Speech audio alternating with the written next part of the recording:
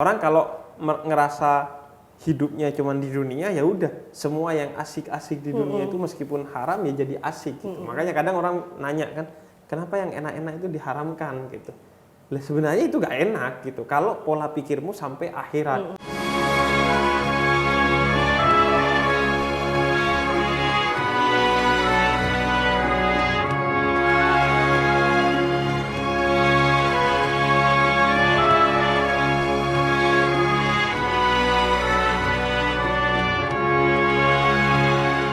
Assalamualaikum warahmatullahi wabarakatuh. Kembali bersama saya Husein Ja'far Al-Hadar di program Cahaya untuk Indonesia. Kami setiap minggu 2 kali menyajikan kisah-kisah inspiratif, kemudian nilai-nilai yang diajarkan para guru di channel Cahaya untuk Indonesia. Karena itu jangan lupa untuk selalu subscribe dan nonton video-video kita. Nah, kali ini ada yang menarik yang sudah datang ke Cahaya untuk Indonesia buat ngobrol-ngobrol, yaitu Zahra Yasmini. Assalamualaikum. Waalaikumsalam. Aku manggilnya Zahra. Iya. Zahra. Apa kabar Zahra? Baik, alhamdulillah. Baik, alhamdulillah. Nah, Zahra, aku sempat scroll di Instagram, namanya masih DJ Zahra. Iya. Karena backgroundnya DJ. Iya. Dari kapan nge-DJ? DJ itu aku kan pakai hijab tuh 2018. Sebelum 2018 3 tahun ke belakang deh DJ. Terus sampai sekarang masih main musik nggak? Maksudnya bukan nge-DJ? Enggak. Enggak sama sekali. Udah enggak. Enggak sama sekali.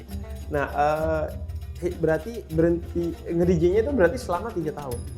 Dari 2018 udah nggak nerima, tapi sampai terakhir awal tahun itu masih ada tawaran. Awal tahun kapan? Ini. Awal tahun ini, 2021 ini?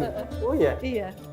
Nah itu tawaran maksudnya dia gak tahu kalau kamu udah gak nge-DJ atau Tahu sih, soalnya kan udah lama banget, udah berapa tahun, udah hampir 3 tahun, tapi masih ada tawaran, aku juga bingung. Dulu nge-DJ untuk ekonomi lah ya. Nah sekarang kalau ada tawaran itu gak mikir akhirnya sayang gitu? Enggak sih, cuma ya udahlah diikhlasin aja. Tapi masih suka ada tawaran gitu? Suka. Nggak ada tawaran selain DJ, ada yang kayak syuting nggak pakai hijab itu, tapi nggak pakai hijab ya gitu, jaranya gitu. Masih suka gitu. Tapi udah enggak. Nah, Insya Allah. Berarti nge-DJ-nya 3 tahun tuh. Kemudian udah 3 tahun juga meninggalkan dunia DJ. Apa yang bikin ninggalin dunia DJ dulu? Gak tau, waktu itu tepat banget lagi suasana bulan puasa. Terus aku nggak nerima job, nggak nerima kerjaan. Terus pas sebulan penuh itu aku dengerin ceramah-ceramah dari YouTube, terus dengerin lagu-lagu shalawatan. Pas malam takbirannya itu aku langsung pakai kerudung, terus sampai sananya nggak dilepas lagi. Wah, itu berarti sejatinya kemenangan tuh itu ketika Ramadan betul-betul menjadi pembelajaran bagi kita, dan ketika Lebaran itu betul-betul berubah jadi pribadi yang terlahir kembali yang jauh lebih baik dari sebelumnya. Oh, jadi karena memang punya tradisi selama 3 tahun nge-DJ itu kalau Ramadan berhenti? Enggak atau sih. di tahun itu aja? Enggak, cuma waktu itu tuh nggak tahu kenapa sebulan itu aku nggak terima kerjaan aja, apapun nggak mau gitu. Terus di rumah aja ngedengerin ceramah itu, atau udah ini aja pakai hijab, aku juga nggak ngerti. Iya, itu lagi-lagi ini apa? Rizkan min haitsu la yahtasib, rezeki dari tempat yang tidak terduga-duga kalau dalam Al-Quran. Artinya ya itu kan rezeki ya. Bahkan nikmat iman dan nikmat Islam itu rezeki terbesar yang diberikan oleh Allah kepada kita. Nikmat terbesar yang Allah berikan kepada kita. Dan dari tempat yang tidak terduga-duga kan. Tiba-tiba pengen aja. Kemudian tiba-tiba berhijab. Pertama kemudian ninggalin. Jadi setelah Lebaran itu sudah langsung nggak nerima job DJ lagi? Enggak. Terus respon apa klub mungkin atau apa respon yang biasa ngundang itu? Karena waktu itu kan baru selesai apa sih Lebaran, jadi kayak suasananya itu masih Lebaran. Oh, dia masih suasana Lebaran kali pakai hijab gitu. Ya, terus belum lama kelamaan kok nggak dibuka kali orang nanya gitu. Tapi masih ada yang nawarin, saudara bisa nggak ini apa ngisi di sini? Oh, maaf lagi belajar, tapi aku ngomongnya gitu lagi belajar. Wah, keren banget sih. Artinya tetap cara nolaknya itu tetap dengan santun lah ya, tidak seolah-olah menyinggung mereka meskipun ya jalannya sudah berbeda ya. Jadi kalau temen, nah ini biasanya temen-temen itu. Iya, soalnya kan kalau lingkungan itu kayak apa sih aspek terbesar paling susah ya buat tinggalin kebiasaan-kebiasaan buruk. Aku emang waktu pakai hijab itu 2018, tapi baru meninggalkan kebiasaan buruknya itu baru awal tahun 2020.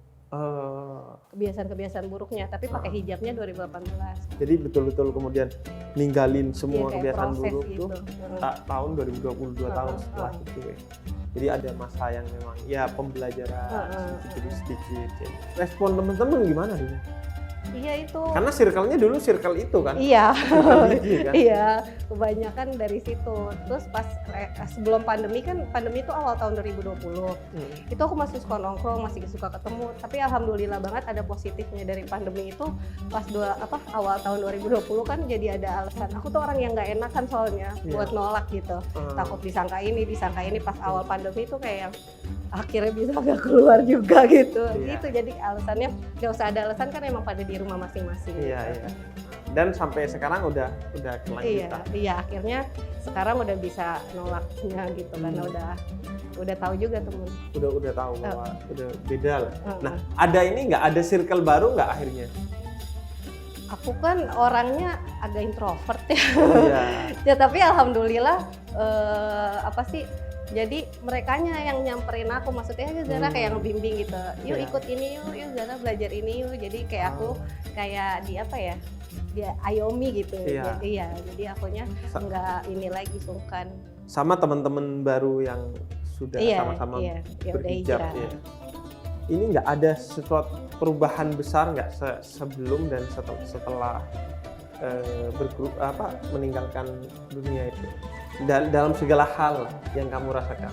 Jujur waktu pas yang awal pandemi itu kan masih suka nongkrong tuh, tapi aku udah nggak ngerasain enaknya gitu, kayak iya kan kayak nongkrong sampai malam gitu, kayak udah ini kayaknya udah bukan aku nih kayak gitu. Padahal biasanya seru banget. Iya seru, kan, tapi kayak aku udah mulai bosen gitu, kayak udah bukan ini. Dan ternyata sekarang rasanya tuh beda, kayak aku dapat tenangnya, dapat nyamannya gitu. Kalau dulu kan kayak gelisah gitu, kalau pulang ke rumah tuh habis nge-DJ suka gelisah gitu. Dari zaman nge-DJ juga udah gitu? Iya. Kayak bukan tempatnya atau passionnya di sana gitu? Oh enggak, kalau nge-DJ kan waktu itu kan belum ada pikiran, ini bakal nggak ada mikir bakal mati, bakal ada akhirat, belum, udah sama sekali nggak mikir lah, jadi masih seneng-seneng aja dulu gitu. Iya, itu Kak sebenarnya dalam Al-Qur'an itu kan sering sekali man amana billahi wal yaumil akhir, siapa yang beriman kepada Allah dan hari akhir, karena memang keimanan kepada hari akhir itu sangat penting untuk bikin kita punya paradigma baru gitu, pola pikir baru, perspektif baru tentang segala hal. Orang kalau ngerasa hidupnya cuma di dunia, ya udah semua yang asik-asik di dunia itu meskipun haram ya jadi asik. Makanya kadang orang nanya kan, kenapa yang enak-enak itu diharamkan gitu. Nah, sebenarnya itu gak enak gitu kalau pola pikirmu sampai akhirat gitu, karena kayak minum-minuman keras lah, paling enaknya ya seumur hidup 70 tahun atau bahkan 100 tahun kalau kita hidupnya 100 tahun minum minuman keras, terus ya enaknya segitu. Setelah itu kan balasannya yang abadi di akhirat jadi gak enak. Terus dalam segala hal sebenarnya, kalau kita berpikir bahwa kehidupan ini gak hanya dunia, kita akan lebih punya paradigma baru yang lebih jangka waktunya lama, sehingga lebih hati-hati lagi lah dalam hidup. Termasuk juga dalam melakukan segala hal gitu, kayak orang korupsi gitu, itu pasti udah gak punya keimanan ke hari akhir gitu, karena dia nganggap kalau dia sadar dengan keimanan yang sebenar-benarnya bahwa akan ada hari pembalasan, kan dia gak mungkin akan ngumpet-ngumpet untuk nyuri yang kemudian disebut dengan korupsi. Pasti ya oke, orang nggak ngelihat gitu, tapi kan ada Allah yang melihat, yang akan membalas di hari akhir kelak. Makanya perspektif itu tuh penting banget tentang akhirat, tentang kehidupan setelah dunia, sekaligus untuk membuat hidup kita itu semakin berkualitas gitu. Karena kalau menjalani dunia ini dalam perspektif duniawi, ya udah semuanya dijalani cuman have fun aja gitu. Tapi kalau memiliki perspektif tentang akhirat, akhirnya kemudian dunia juga dijalani secara bukan hanya have fun gitu, tapi gimana menjalaninya sebagai ibadah. Dan juga yang paling penting, kalau kita nggak punya perspektif tentang akhirat, orang tuh pasti akan ada bosennya pada dunia, kayak yang Zahra tadi cerita kan. Makanya kan banyak orang yang nggak percaya akhirat akhirnya bingung setelah dia punya duit banyak, setelah dia jalan kemana-mana, setelah dia beli mobil apapun, setelah dia punya rumah sebagus apapun, dia akhirnya bingung, gue mau ngapain lagi ya. Akhirnya dia ngelakuin hal-hal bodoh gitu dan lain sebagainya. Tapi orang yang berpikir bahwa kehidupan itu akan ada lagi setelah ini di akhirat, maka dia menemukan nih sesuatu yang tiada batasnya, yaitu akhirat, melakukan segala sesuatu yang nggak akan pernah bosen, yang nggak ada batasnya, yaitu tentang sesuatu untuk akhirat kita gitu. Karena kan banyak orang yang gue udah semuanya udah gue lakuin, semua kenakalan udah gue lakuin, traveling udah kemana-mana, akhirnya bingung dia mau ngapain ya, karena dia nggak punya perspektif tentang akhirat, sekaligus juga kebahagiaannya itu kebahagiaan yang palsu. Banyak kan orang yang ketika minum keras bahagia, ya pas minum doang, setelah itu justru berlipat kali lebih tidak bahagia, karena waktu yang seharusnya dihabiskan untuk hal-hal menyelesaikan masalah kamu tunda untuk sesuatu yang jauh dari penyelesaian masalah kamu. Jadi pertemanan juga gak begitu, sekarang udah ya lebih banyak sendiri. Temen sih masih berhubungan baik, cuma emang aku sekarang lebih menghabiskan waktu di rumah. Terus alhamdulillah, nggak tahu kenapa kan aku selalu doa ya Allah deketin yang baik gitu, maksudnya kalau emang ada yang nggak suka atau yang nggak baik buat aku, nggak apa-apa dijauhin atau gimana gitu. Alhamdulillah dikasihnya sekarang teman-teman yang baik. Teman yang dulu juga masih ada, malah alhamdulillah kemarin ketemu udah ada yang berubah, udah pakai hijab. Iya, ada juga yang benar-benar dijauhin gitu. Jadi kayak aku udah jadi emang serahkan semuanya ke Allah yang seleksi. Nah, terus kalau belajarnya sekarang Zahra? Belajar kayak belajar Islamnya, belajar ibadahnya, itu akhirnya kemana? Kalau aku biasanya lihat di YouTube, terus aku baca-baca. Aku kan suka lihat baca-baca sejarah juga, cari tahu, terus ikut kajian. Terus aku juga ada dapat free pengajaran baca Al-Qur'an dilancarin lagi. Nah, terus dengan kayak gini kan datang-datang buat sharing-sharing hijrah gini, aku bisa ketemu Bang Abi, bisa ketemu yang lainnya yang udah Masya Allah gitu. Jadi juga buat pembelajaran juga buat aku. Jadi ya artinya setiap orang punya nilai spesialnya masing-masing, punya ujiannya masing-masing. Ini enggak, Zahra, berat enggak sekarang ketika harus meninggalkan semua itu? Alhamdulillah waktu ninggalin sih aku nggak ngerasa berat ya. Cuma kan karena aku single mom, ada anak juga. Anak berapa? Satu anak. Ya, terus masih ada mama juga. Jadi kayak yang beratnya tuh di pekerjaan aja sih sebenarnya. Gitu. Selebihnya sih alhamdulillah nggak ngerasa apa-apa. Iya kan, anak muda itu punya yang namanya sofwah. Sofwah itu kecenderungan kepada hal-hal yang minimal sia-sia, maksimal maksiat gitu. Nah itu juga gak ada kayak keberatan itu. Pengen asik-asikan lagi nih, ngedikit atau pengen seru-seruan lagi dan lain sebagainya. Itu udah betul-betul gak ada tarikan itu. Aku bener nggak tahu deh, aku betah aja sekarang di rumah, terus lihat-lihat ceramah, lihat-lihat ini sama keluarga, karena kan emang sebelumnya tuh kayak aku sama keluarga emang jarang banget ngumpul sama anak. Sekarang kayak sama dikasih Allah tuh kayak yang ini udah ada waktunya kayak digantiin gitu. Ada kan, berarti aku pengen teman-teman yang nonton juga dapat tips gitu. Berarti apa menurut Zahra yang bikin mudah menjalani semua ini? Jadi lebih baik ninggalin dunia DJ dan lain sebagainya. Menurut Sejak kamu apa? sejak aku hijrah tuh kayak aku punya prinsip 2 gitu, kayak yang apa sih, latazan yang ada Allah, jangan bersedih karena ada Allah, terus percaya aja Pak setelah ini ada kebahagiaan gitu, nggak apa-apa kita begini, iya. Jadi kayak berakit-rakit dahulu, bersenang-senang kemudian. Jadi nggak apa-apa aku ini kayak yang bukan aku sekarang langsung lurus aja gitu lah. Iya. Maksudnya langsung jalannya baik aja, enggak. Cuma kayak yang dalam hati tuh kayak sabar, jangan tahan, ntar ada Iya. setelah ini ada kebahagiaan. Gitu aja yang di dalam hati sekarang. Iya, iya sebenarnya itu hadis dari Nabi bahwa lebih baik sedikit demi sedikit tapi istiqomah. Karena trennya kita kan banyak tapi musiman, Ramadan doang, Jumat doang. Jadi lebih baik sedikit demi sedikit tapi istiqomah gitu. Dan orang harus menyadari bahwa perubahan itu sedikit demi sedikit. Kadang ada kan orang, udah berubah kok masih begini, kok masih begitu gitu. Padahal mereka sedang berproses untuk meninggalkan itu. Karena itu memang jalan paling enak untuk menjadi pribadi yang lebih baik adalah tidak mendengarkan komentar netizen maupun netizen atas apa yang kita menjadi pilihan jalan kita. Dan ini juga tadi itu penting banget yang dikatakan Zahra. Saya tuh sering begitu, bahwa ketika saya sedang kena ujian gitu, misalnya sedang sakit atau sedang kena kerugian atau apapun lah ujian, itu langsung di kepala dimunculkan bahwa saya dipilih mendapatkan ujian ini karena saya mampu, dan bentar lagi ini ada yang sudah disiapkan sama Allah, jalan untuk saya bahagia gitu. Fa inna ma'al usri yusra, bersama kesulitan itu ada kemudahan, bukan setelah, bahkan bersama. Karena cara Allah memberikan kemudahan itu dengan diberikan kesulitan. Misalnya dengan sulit kita semakin kuat, dan setelah kita kuat kita akan bisa mendapatkan banyak hal dengan kekuatan itu. Itu yang paling penting. Jadi saya tuh sering ketika ngedrop tuh langsung mikir, ya tapi bentar lagi enak kok gitu.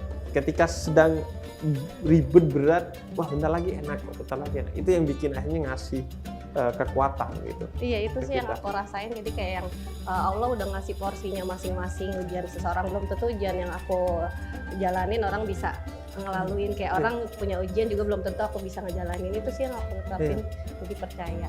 Tapi aku juga mau nanya, boleh nggak? Iya.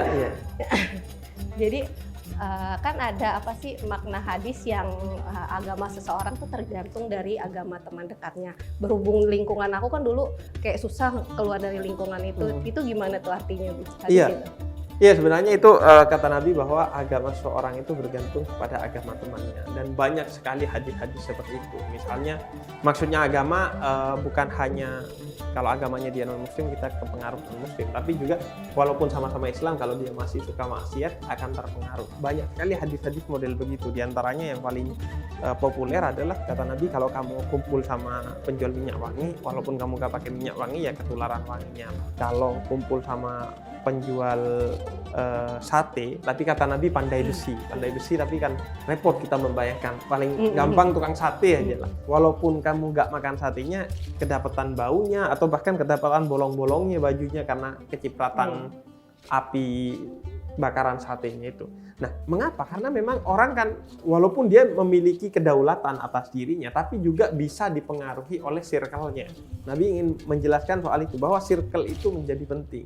Orang kalau circle-nya positif, dia akan terarah kepada hal-hal yang positif. Bahkan meskipun dia secara kedaulatan negatif. Misalnya ya orang yang ahli maksiat gitu.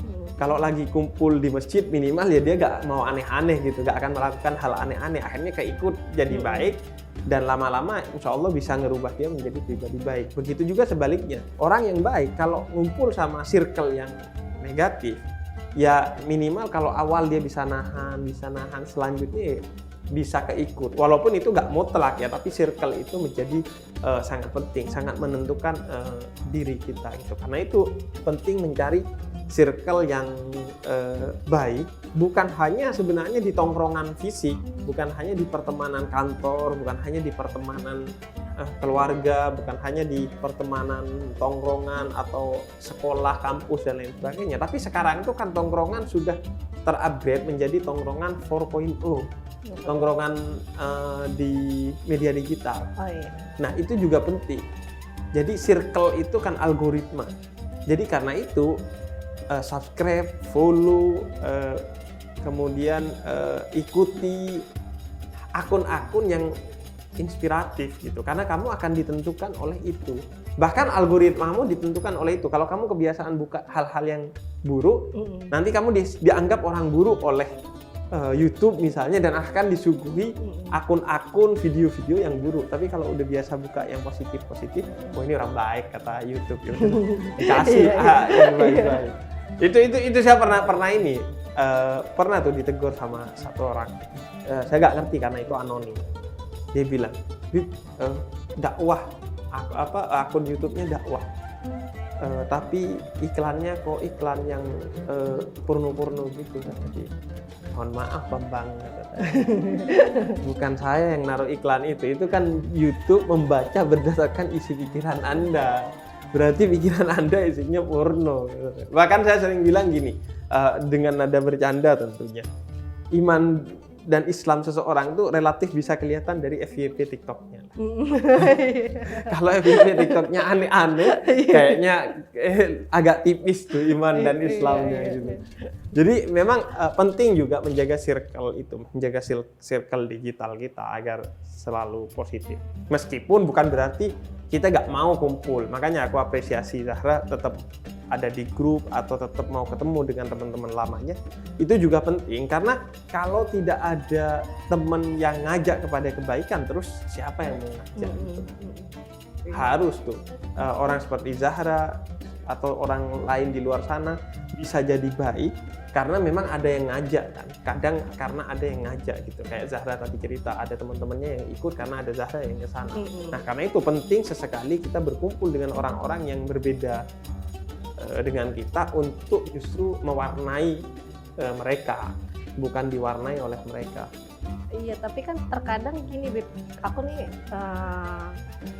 terkadang ada temen yang nggak nerima nih. Kadang kan aku suka nge-share gitu ya. Makanya aku juga sekarang agak takut nge-share, maksudnya kadang nge-share apa sih informasi ya informasi, maksudnya ada petikan yang dawa kecil gitu ya, maksudnya, tapi nggak berusaha nggak menyinggung seseorang gitu, jadi secara halus gitu bacaannya gitu, tapi kayak takut nih, kan soalnya ada yang ngomong soal alim lah, soal apalah gitu. Itu yang aku takutin, itu gimana tuh gitu?